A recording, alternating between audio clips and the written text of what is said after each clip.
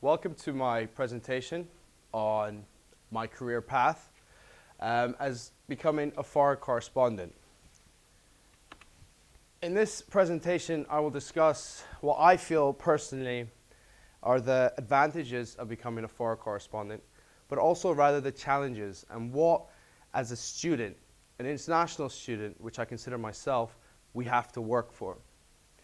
The benefits that I've had from doing this course have been immense.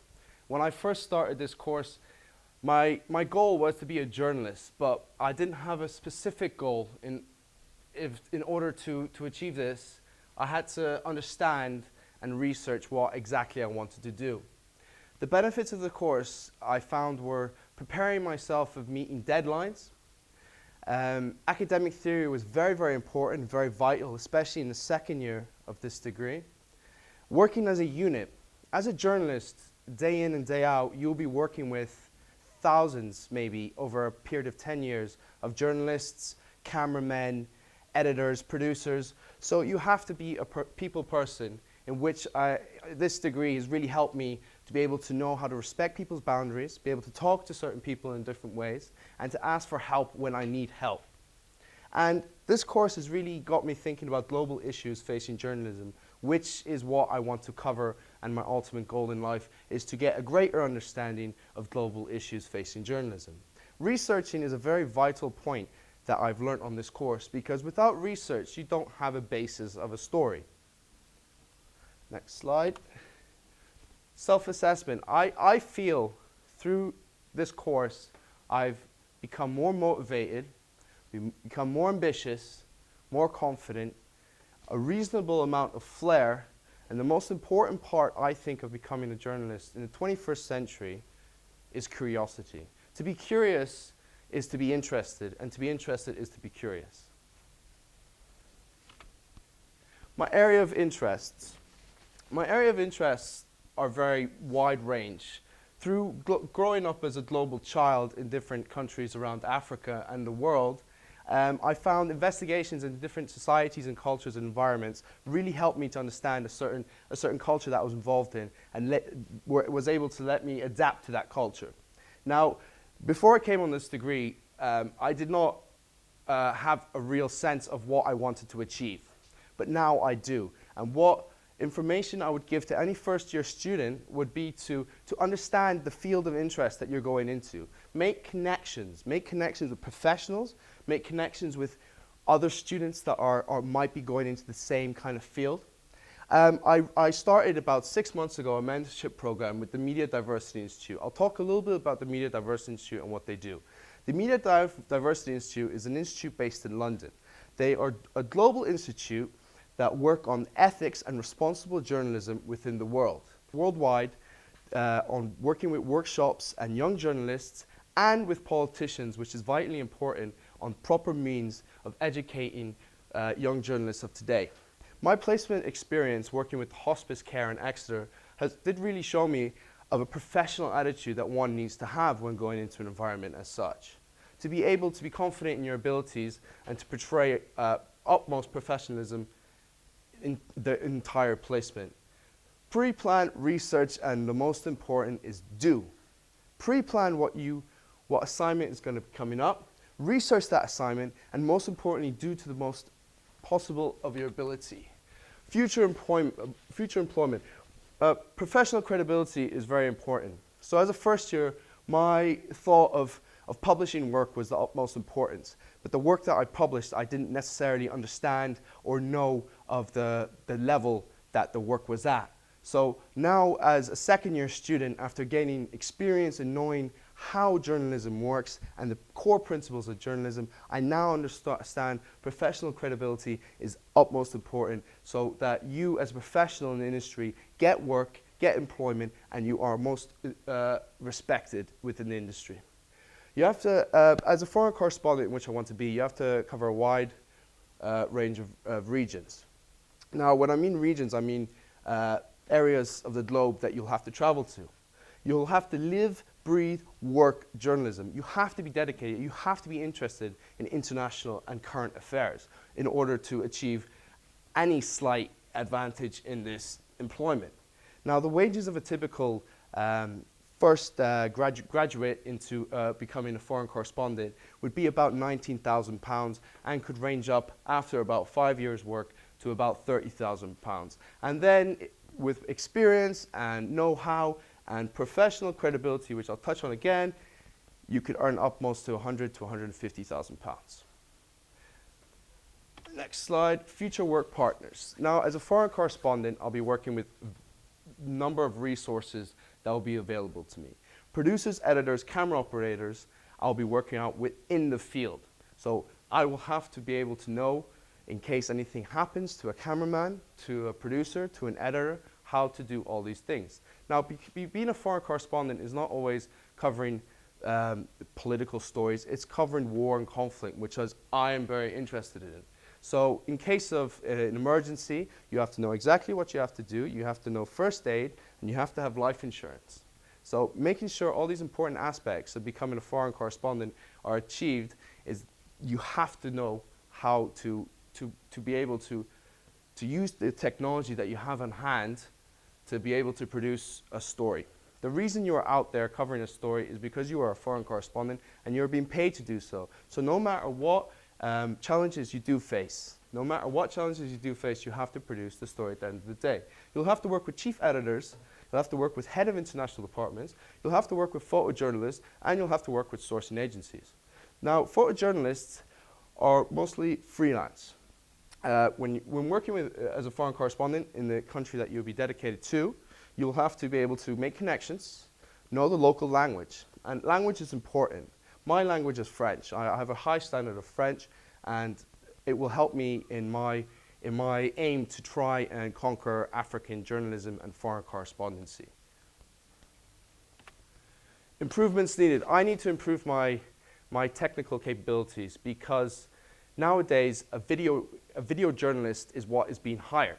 A video journalist, a VJ in short, is someone that can go into a country, go into an area, extract a story, make contracts with locals, research that story, and produce that story from start to finish, do everything. Pre-planning. I found when I first started this degree that my pre-planning was absolutely atrocious. I thought I was very confident of my ability that I said to myself, I didn't need to pre-plan. I'm brilliant, I can just write. But later found out that that is not the case. Researching, understanding what your subject criteria is vitally important. And new media. We are living in an age now where there is a change. There is a change in media from old media types to now new. Multimedia is the way forward. And there's an article that I've gotten out of the Times today depicting ranges of new media and its way forward. So even national publications are seeing the benefits of technology. Journalistic responsibilities are vitally important for any journalist working in the field, especially in my preferred employment. I have to understand the social, legal, and professional requirements of a journalist. The social, to understand that the information you are providing to the public is utmost important, and that the public's information and the categories that you present has to be truth, unbiased, and factual. The legal requirements for a journalist is to understand media law is not just when you're in university to learn a module on it. It's to live, breathe it. Because at the end of the day, there was a latest story about a young news anchor, a graduate, who's working for ABC. And his first assignment he got handed was a presentation, a VT to camera on a political involvement between a politician and a state official. And what happened was he wasn't prepared enough, and he made a mistake, and he got sued for contempt because the trial he was covering, and now he no longer works as a journalist. So professional is as well, you have to understand your professional capabilities to understand that being a professional journalist is much more than just writing and producing stories and work. You have to live it, you have to understand it. My next slide, full-time employment. Most journalists start off as freelance workers. You have to understand as a freelance income tax, professional manner, business plan, time management, contracts, and media law. Now, to become a freelance journalist, you have to register with a tax authority. You have to understand income generation. You have to understand business models. You have to understand how to run a sufficient business. Now, you will be working. What work you do will acquire to your wages. So if your time management is wrong or your organizational skills are not adequate enough for you to deal with it, the best option is not to become a freelance journalist. Productive systems, for me personally, I find working in early mornings, obviously getting a good night's sleep the night before. I enjoy international journalism because I have an international background. So I have tapped in to an advantage that I may have over the field of other journalists. Because of my experience of 20 years living and working in Africa, I have a know-how and a language that I can use to my benefits when I become a full-time employed foreign correspondent. Your working environment is very important. For me personally, I have to have a very clean and organized working environment, or else I get distracted quite easily. Time management is another thing, which I was talking about was becoming a freelance. Time management as a student is vitally important because if you don't know your time management, your deadlines will be coming faster than you expect them to, and you'll be caught out. Organizational skills, again, you have to know what you need to do and what you have done. My future in media, I have applied to do a global media BA at Bournemouth University next year. From there, I wish to do an international journalism master's, possibly working part-time. I hope to eventually one day reach an international news desk or foreign correspondent. Someone who I look up to is Sam Kiley. Sam Kiley was last year Sky News security editor. Now, Sam started in Somalia back in his 20s. And during those days, it was very dangerous to work as a journalist in Somalia. And Sam has had lots of encounters in Afghanistan. He's been awarded prizes on work that he's done for Channel 4. He's worked for various newspapers as well. So it's someone who I look up to because he is still young in a sense of a journalist and what he's achieved. He's 52. And he's still young in terms of that. And another person who I look up to is John Pillinger. John Pillinger is an investigative journalist who has looked at various different aspects of my online future. If you've heard the term citizen journalist is someone who is not qualified journalist, but their essence of journalism news is creating and picking up news from everyday experiences and sending it on to, let's say, big organizations like Sky News and BBC. Social media will have a big part in my career because at the moment in my industry, we are losing jobs due to restructuring and reorganization. The impact of that is severely a loss of jobs in the industry. In 10 years' time, I hope to be part of the Journalism Academy of Peace Journalism. It's something that I feel every journalist should be part of. It is vital. It shows young journalists about reporting in a responsible manner. I don't know if you remember the Rwanda genocide, but media influenced a lot of the atrocities that happened there. Foreign-based employment, I hope to be traveling to see the world, because I have traveled my whole life and I wish to do so more. And I hope to work at an international news desk if I do not travel.